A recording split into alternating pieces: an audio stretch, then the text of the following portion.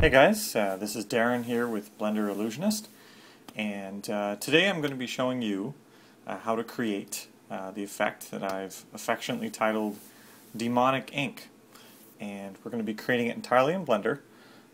This is an effect that is based upon a video I created just a little while ago, which you can take a look here, so check it out.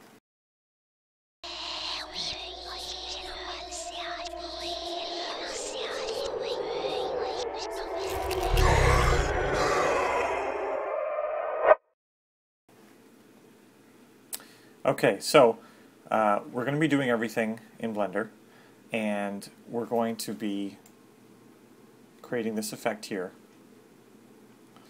where we have ink basically coming together to form lettering. And I've broken this video into several parts because I would say that it's a intermediate to advanced skill level. So the first part is going to be creating the lettering. The next part is going to be creating the canvas, and we're also going to be setting up the dynamic paint and the dripping effect used in the dynamic paint modifier. And then finally, the final stage is we're going to be compositing it together. So we're not actually going to be using the camera and the texture in a traditional sense. In fact, we're not even going to be using any lighting.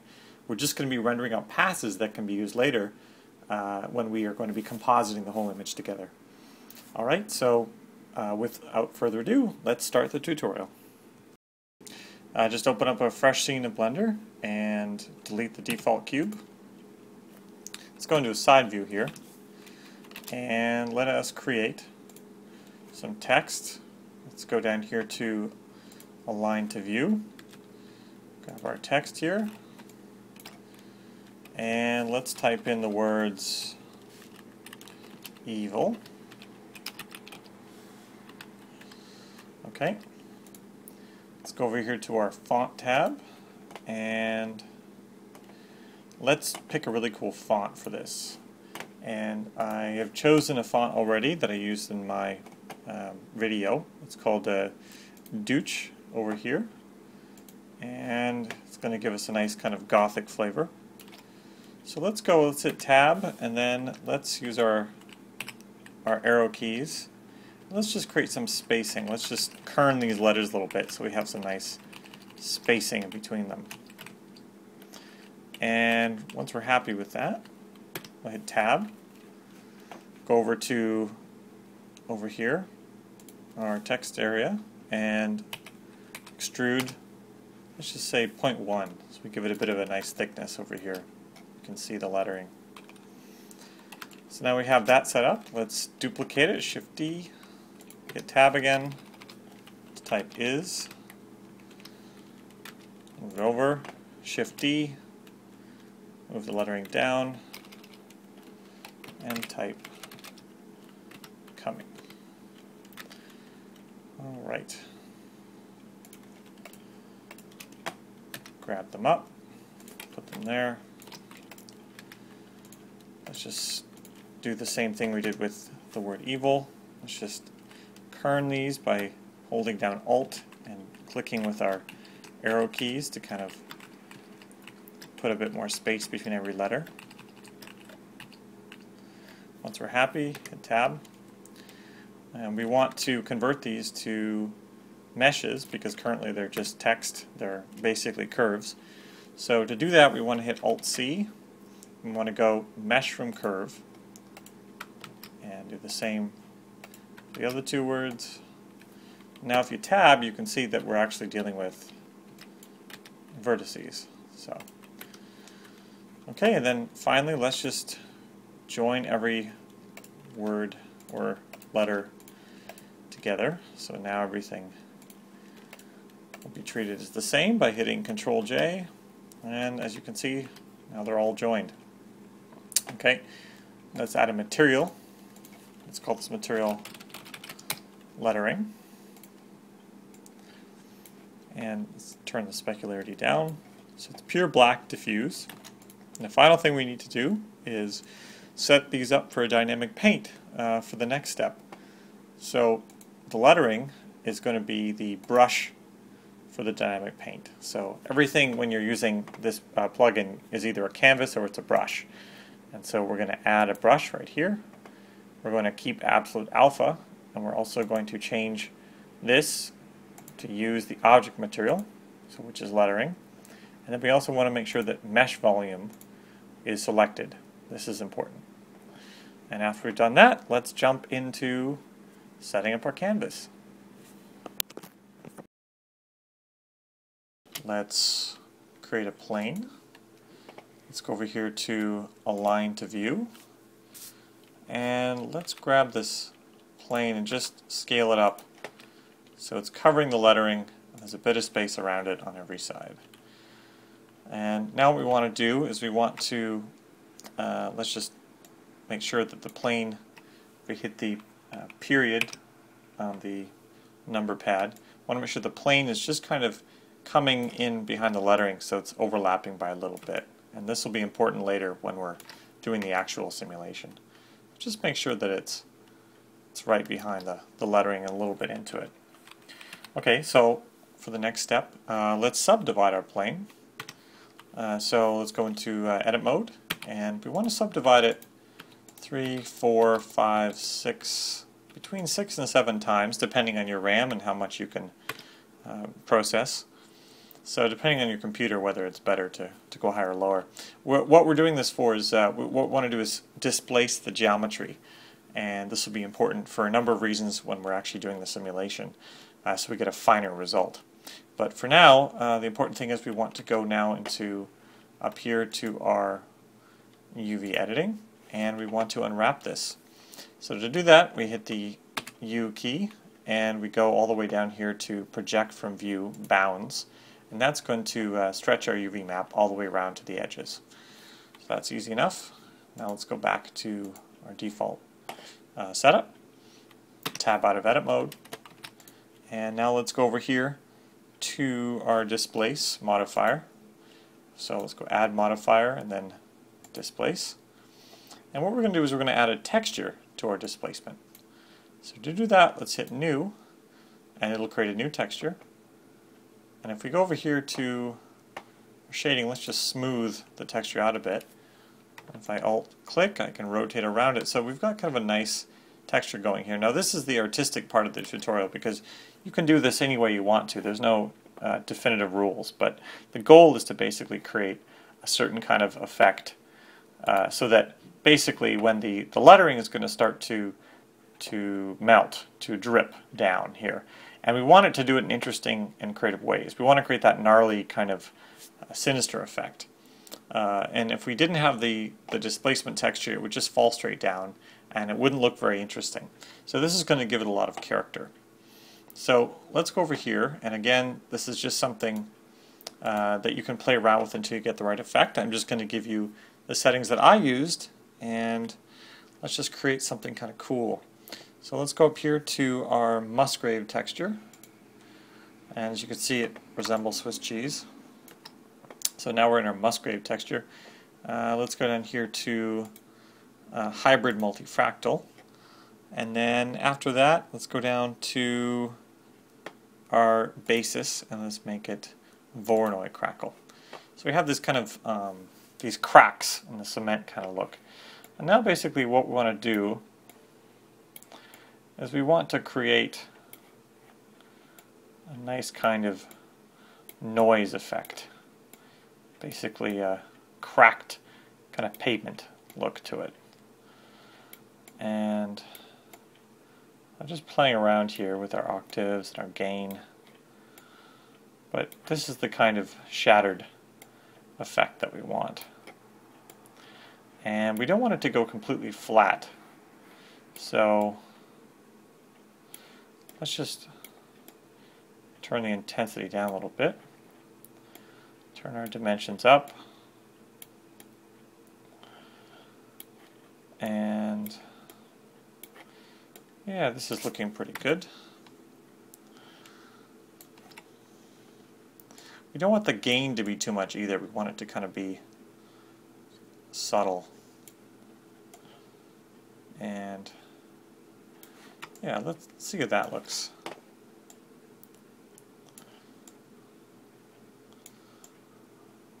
easy to just get carried away here until we find the right kind of settings, but I think this looks pretty good. Okay, so now we kind of have this effect with these cracks, which is what we're looking for. Let's go back to our displace modifier. And now what we're going to do is we're going to apply some keyframes, because the effect that we want is for the lettering to basically start normally on our canvas and then gradually become more and more kind of cracked. So let's go to frame 24 and let's keyframe our strength. And we're going to keyframe our strength at 0. So let's hit 0 and then hit I. And then now let's move over here to frame 50. And let's hit I again, except this time we want the strength to be at 1. So if I scroll down here, you can see it moving like this. And basically what we want is to have the lettering just poking through, but when it becomes fully at full strength, we really want it to kind of eat through the lettering, so we can just see the lettering coming through the cracks there, and that's kind of the effect I'm going for. So that looks pretty cool. So now we've done that, let us move on to actually setting up the animation for this piece. Right now, as you can see, I made a few changes since the previous section of this tutorial, so I'll just go over those really quickly. You can see that the noise is a lot smaller now, and basically that's because I want the drip to be a little finer, and I want to see more fine details when it drips through the cracks here. So if I go to my modifiers panel and I look at my displace texture, you can see I brought the size down here, and I made a few little changes just to bring the texture in a little more. So I think it looks a little nicer once we do the final effect. Okay, so our next step is let's turn off the visibility of our modifier, and let's go over here to our physics panel and add dynamic paint. And so this is going to be our canvas, so we click add canvas, and this is our surface. And the first thing we want to do is change vertex to image sequence. We want to set the resolution to 512. We want to make sure that anti-aliasing is checked. And we want to make sure that our frame sequence matches our total sequence down here at the bottom. So it starts at frame 1 and ends at frame 240. Our surface type is paint. We want to leave this at the default. And now we want to select our UV map. So it's going to use the UVs to bake onto the geometry. And we want to go down here, make sure PNG is selected, and we want to type in spread. Okay, and let us basically go here to our spread panel at the bottom, and we're going to set a few keyframes because we want the rate of the spreading to be very specific. So to do that, first of all, let's go to frame 35, which is here, and let's keyframe our spread at here we go, 0.001. And now let's go to frame 60 and back to spread speed, and let's make this 1. Okay, so now that's set up. Let's go over to our drip, and what we're going to be doing is keyframing the gravity. So to do that, let's go to frame 24. And let's make the gravity 0. Hit I. Now let's go to frame 60. And we're going to make the gravity 0.6, like so. Okay, so now that we've set these up, we're going to set our cache directory where we're going to bake everything out. So let's go here to Blender, Data, and I'm just going to create a new directory, spreading demonic ink 2, and click accept. And we'll just call this spread 2. Okay, and now that we're set up, all we have to do is go back to our modifier panel and turn back on the visibility of our displace. And go back to our physics panel. And I'm now going to hit the bake image sequence. And this might take a little time, so I'm just going to pause the recorder and get back to you when I'm finished. Okay, so now that we've finished our bake, what we want to do is we want to be able to view what it is that we baked. We want to view the image sequence. Alright, so to do that, let us go over here to our texture tab, and we are going to create a new material. And we're going to call this material lettering. So let's switch the type to image or movie.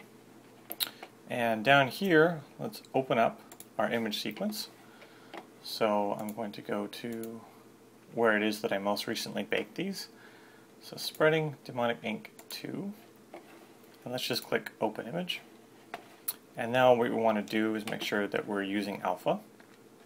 And we want to set our frame range to 240 frames. And we want to set auto refresh and cyclic to on. And then we want to set our coordinates to our UV map that we created. And color is selected. So as you can see, I've already had the setup, but let me just show you how you view this.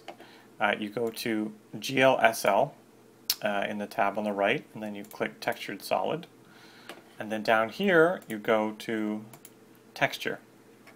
And this will actually be able to show us the effect that we created. And let's just turn off our displace modifier because we don't need to see it anymore. And go back down here. And voila, we got a really nice dripping, evil, distorted ink effect. So basically what I would recommend is once you're happy with the ink effect that you have, I would go into, because if you see that the resolution is good but it may not be as high as you want, especially in certain areas where there's anti-aliasing. So once you have the look that you like, go back into your physics panel and make sure that you double the resolution. So if it's 512 before, let's make it 1024. And that way, when I bake it this time, it's going to look nice and crisp and clear. Exactly how we want it. And then after I do that, I'm going to open up everything in the compositor, and we're going to create the final effect. So what I like to do when I'm compositing is open up a fresh file of Blender and go up to your compositing tab here, so the layout is nicely set up. And we're going to just bring in the files that we've already rendered. So click down here under Use Nodes, and let us bring in our movie clip, and that's the spreading ink effect. So let's go grab that. And now let's grab the paper template that I used, that everyone can use for free. I'm just going to go here to Files, and there's Custom Old Paper Texture. And then we're going to, let's hit Shift A and create our output file. Let's go here, let's create a viewer. And so basically what you would assume right now is the traditional workflow is that we just go A over B. So we would basically go here to color and then mix or color alpha over, and then we would take our image here and we would put it over the paper texture, and then our result would be here. But this is actually not the case. We're going to be, there we go. We're going to be doing a slightly different approach to creating this effect, and I'm going to show you what that is. But first of all, I have to address something that took me a little while to figure out. And part of the issue was the way that Blender works, the way that Blender calculates things. So I'll show you what I mean. The issue that I was experiencing was basically if you have a clip like the ink spreading that is a different resolution from your final render, then the problem that occurs is you get clipping and it looks quite bad. So let me show you an example. So if I go here to blur and I blur this, if I blur this a certain amount, it's probably not going to look too bad, but let's just say, here we go, I blur it like this. You can clearly see down here this line, and I don't quite understand what's causing it, but I realize that it's a problem because anytime you blur things, it automatically clips that image to the size that's here, which we don't want. So I did find a workaround for it, and it may not be the best one, but it's the one that worked for me. And that workaround is to essentially render out an HD blank version of the file and then bring it in and apply an alpha over. So I deleted the default cube because we don't need the scene for this render.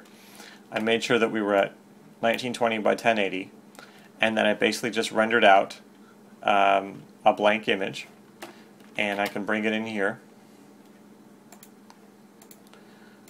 and I go to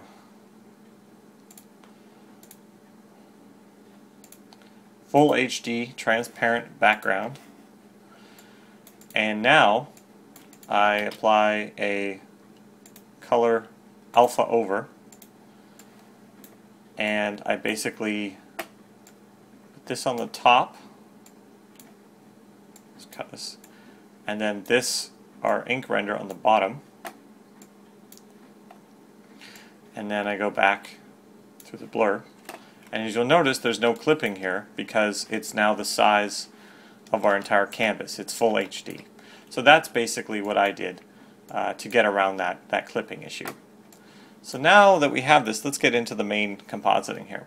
So the other trick that I'm doing is I'm actually using our ink drop not as a example of alpha over, but instead I'm going to use it as an alpha to mix two different modes for our canvas image. So let me show you exactly what I mean. I'm going to get rid of our old alpha over because we don't need that, and I'll get rid of the blur. I'm going to go color mix, and I'm going to put our canvas image here in twice. So if we can see down here in our viewer, if I put our backdrop here as well, we can see what our backdrop looks like. Okay, so essentially what I'm going to do now is take our alpha of the ink drop, and I'm going to use it as a factor, which means it's going to determine how much this image is going to mix over itself. So let us go here to our mix tab, and I'll just turn off backdrop. I'll go here to our mix tab, and I'll go to multiply, which is right here. And essentially what we want to do is have the alpha from our image, or here, our alpha from our ink drop image applied. So I can go there, and all of a sudden, voila, we can see that this part is being multiplied over itself, and this is the same. This is unchanged. So this is essentially what we want to do, and the reason I'm doing it this way is to maintain the underlying paper texture so it feels like the ink is absorbed in the paper. That's the goal here. So essentially I just duplicate this again and apply the same effect where I take our alpha over and I apply it as a factor, so which darkens it again. And I'll just grab these, and then I'll do it one more time. I'll Shift D to duplicate. There we go.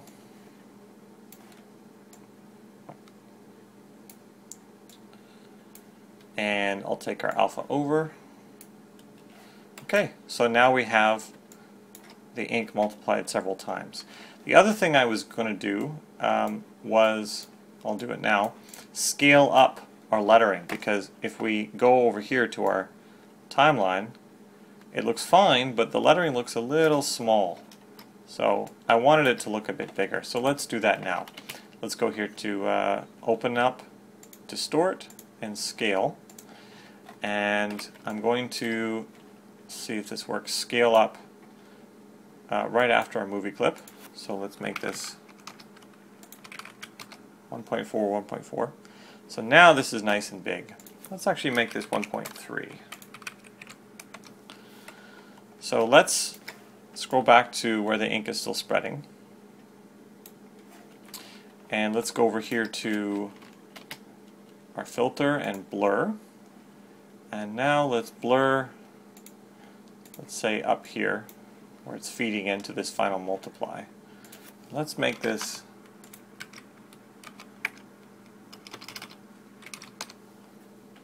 40 by 40. Okay, and let's do the same thing. Let's grab this blur and let's put it here. And now we can see how nice and blurred this is. And let's make this blur, let's make it like 15. So essentially we have different levels of blur to kind of show how the ink is solid in the middle and kind of spreads out in a diffused manner, like real ink. The final thing I want to do, just to make this look a bit better, is I want to reduce the color saturation here. It's a bit strong, it's a bit bright. So let's just organize our comp a bit better.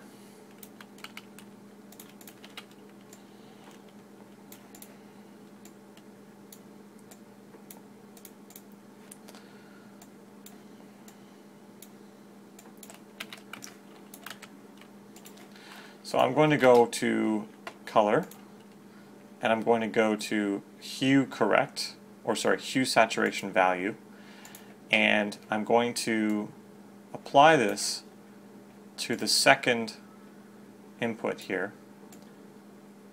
There we go. And the second input is basically where the image is being applied to itself. And I'm going to take the saturation down to about 0.1. And this is just going to make it a little more black and a little less red. As you can see before, it's quite orangey red. And then I'll do the same thing.